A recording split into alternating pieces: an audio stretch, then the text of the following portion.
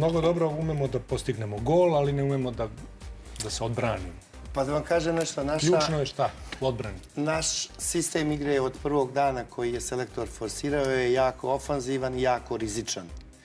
Mi smo igrali napadački fudbal i mi smo jedina reprezentacija sigurno na ovom mundijalu koja je došla da igra fudbal bez klasičnih bekova. Mi smo imali jednog beka koji je na klupi, Mladenović. To je jako rizičan fudbal. To se igra za gol više, ovo je veliko takmičenje, pokazalo se da ono ne trpi takav način igre i samim tim se otvara dosta toga šupljina u odbrani, da ih tako nazovem. Znači Pavlović i Milenković i Veljković, oni nisu bekovi, klasični. Ne, to su tri centralna beka.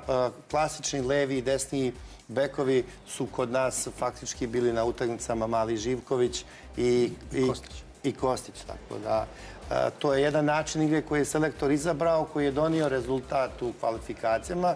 Otišli smo na svetsko prvenstvo sa stilom, gdje je bila dobra igra i dobra i euforija, malo i sreća.